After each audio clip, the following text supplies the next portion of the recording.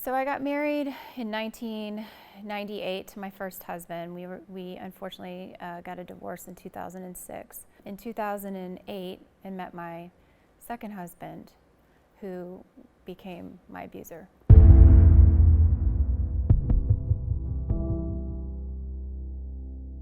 We got set up through a blind date through mutual friends. We went on quite a few vacations when we were dating. We did a lot of fundraising events, stuff out in the community. He was, for the most part, very good to me at the time.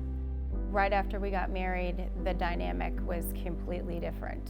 Week after we got married, I moved in and was unpacking my things, and I had placed my family pictures on the stairwell going up the stairs. And he came home from work and he said, "Why are you putting these pictures up on these walls? These are my walls and you need to ask me permission." And he took the pictures off and threw them on the floor and said, "You're not to put anything up without my permission." And that was kind of the beginning of how it all started. He would work like a weekend out of the month. I really took my girls and tried to spend quality time with them. If he found out what we did, he would make us repeat the same thing the next night. Same movie, same place for dinner.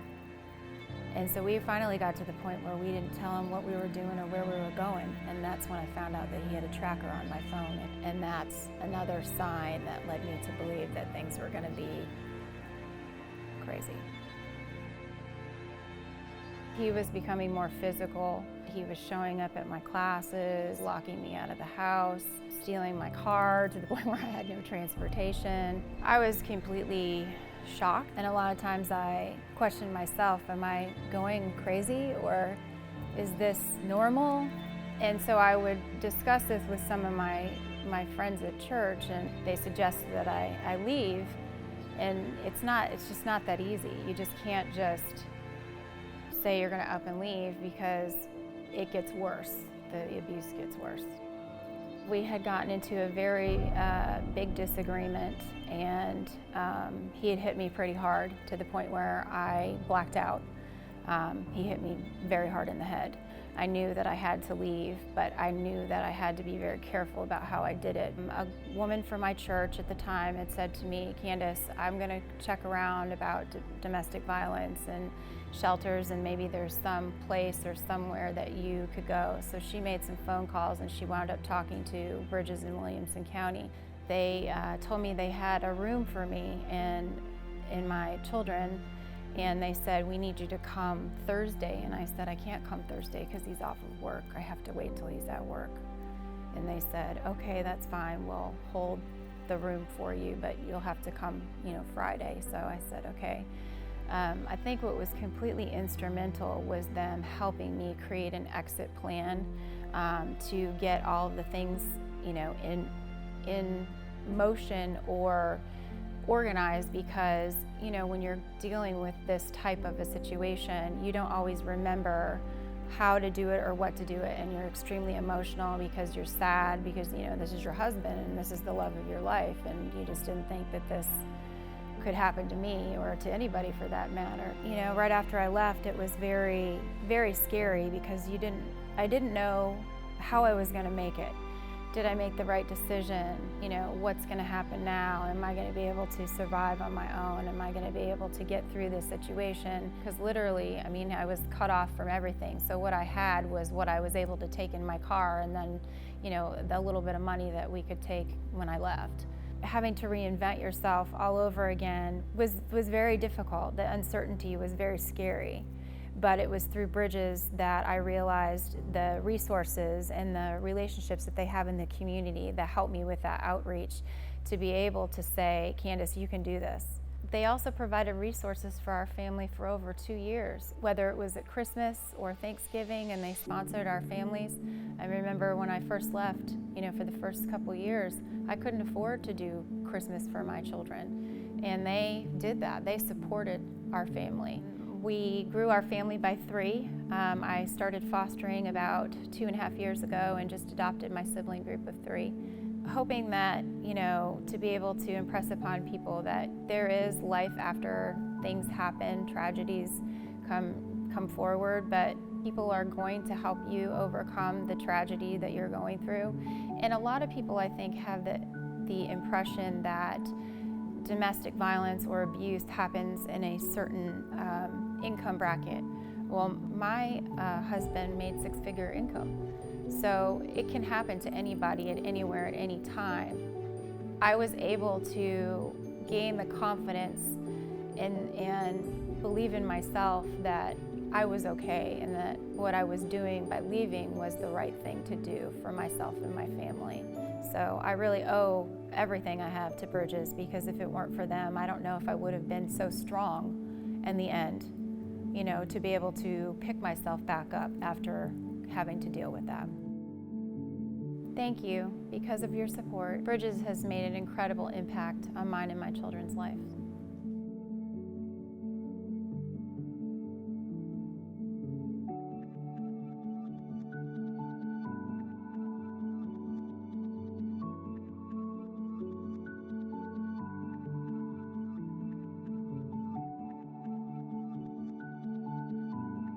I am Lee Williams. I work for Williamson Medical Center Foundation as the Foundation Associate. The Williamson Medical Center Foundation is the charitable arm of the hospital, and we support the programs and services of Williamson Medical Center to help fulfill their mission in providing excellent health care for the community.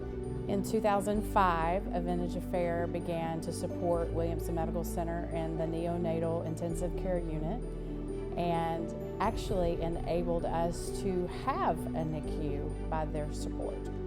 Thank you. Because of your support, the Williamson Medical Center Foundation is able to provide NICU services to the families and to the community of Williamson County.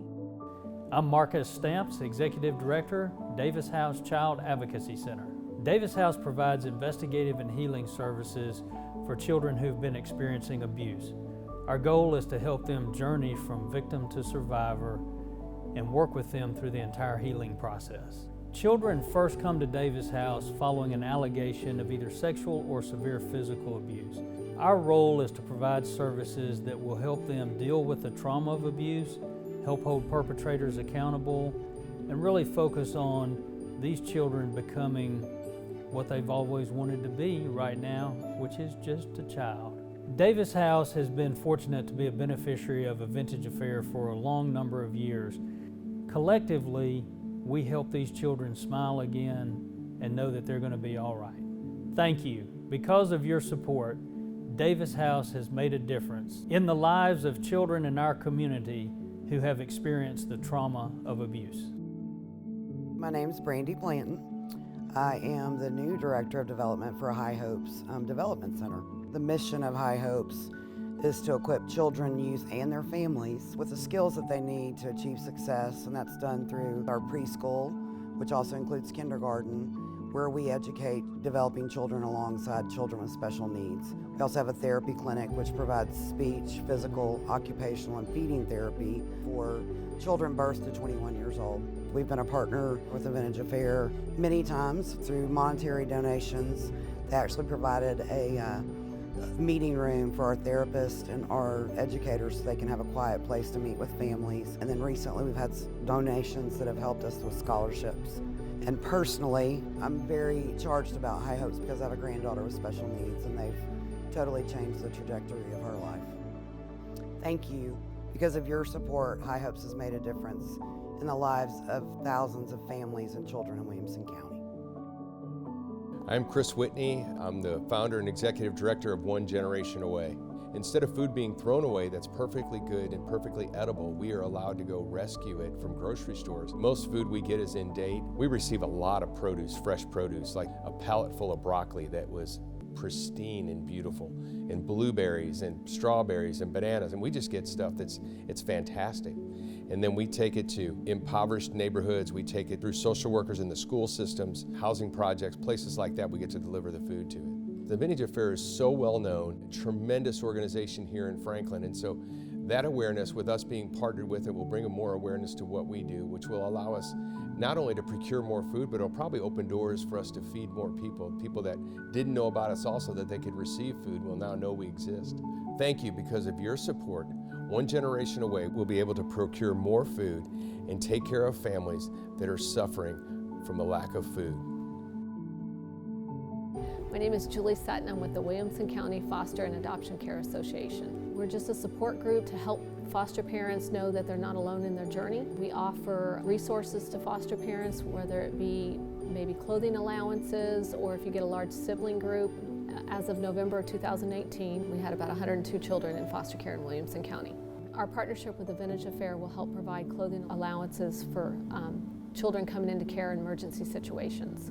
Because most of the time the children that come in, they come with little to no clothing, and they need some new clothing when they come in. Their shoes, a lot of times their shoes are too small. A trash bag is what a lot of people think kids come into custody with, and most of the time it's a grocery bag. Thank you. Because of your support, Williamson County Foster and Adoption Care Association is making a difference of the foster children in our community. I'm Tina Edwards, Executive Director at My Friend's House.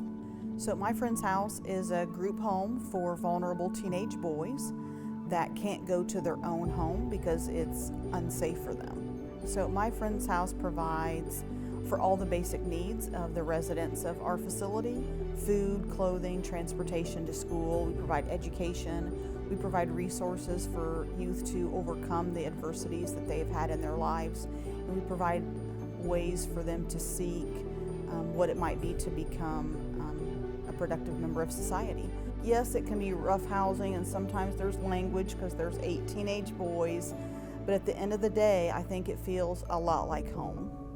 A Vintage Affair is actually My Friend's House's largest and longest running benefactor. For 19 years, A Vintage Affair has really provided a great partnership for My Friend's House, not just financially, but through awareness in the community. They've provided a platform that we wouldn't have had without them, and we are forever grateful for that. Thank you. Because of your support, My Friend's House has made the difference in the lives of at-risk teenage boys in our community. Thank you for your continual support. Because of your donation, these wonderful organizations continue to help those in need and hear many powerful stories of hope.